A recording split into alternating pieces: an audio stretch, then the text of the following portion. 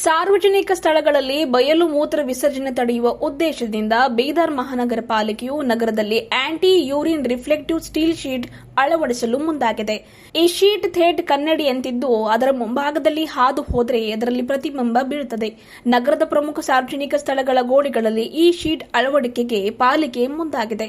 ಅದರಲ್ಲೂ ನಗರದಲ್ಲಿ ಜನ ಅಧಿಕ ಸಂಖ್ಯೆಯಲ್ಲಿ ಓಡಾಡುವ ಸ್ಥಳಗಳ ಗೋಡೆಗಳಿಗೆ ಅಳವಡಿಸಲು ಯೋಜನೆಯನ್ನ ರೂಪಿಸಿದೆ. ಮೊದಲ ಹಂತದಲ್ಲಿ ಬೀದರ್ ಕೋಟೆ ಗೋಡೆ ಹಾಗೂ ಹೈದರಾಬಾದ್ ರಸ್ತೆಯ ಎಪಿಎಂಸಿ ಮಾರುಕಟ್ಟೆಯನ್ನ ಆಯ್ಕೆ ಮಾಡಲಾಗಿದೆ. ಈಗಾಗಲೇ ಕೋಟೆ ರಸ್ತೆಯಲ್ಲಿ ಕೆಲಸ ಪೂರ್ಣಗೊಂಡಿದೆ.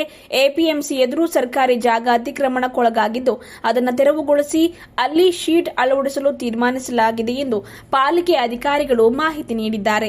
ಜನರು ಹೆಚ್ಚಾಗಿ ರಸ್ತೆ ಬದಿಯ ಗೋಡೆಗಳ ಎದುರು ಮೂತ್ರ ವಿಸರ್ಜನೆ ಮಾಡ್ತಾ ಇದ್ದಾರೆ. ಇದರಿಂದ ಪರಿಸರ ಹಾಳಾಗ್ತಾ ಇದೆ, ಗಬ್ಬು ವಾಸನೆ ಬರ್ತಾ ಇದೆ, ಮಹಿಳೆಯರು ಮುಜುಗರ ಪಟ್ಟು ಓಡಾಡುವಂತಾಗಿದೆ.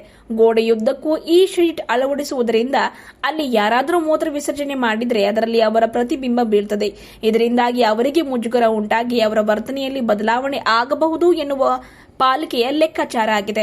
ಮೈಸೂರಿನಲ್ಲಿ ಇಂಥದೊಂದು ಯೋಜನೆ ಈಗಾಗಲೇ ಅನುಷ್ಠಾನಕ್ಕೆ ತರಲಾಗಿದೆ.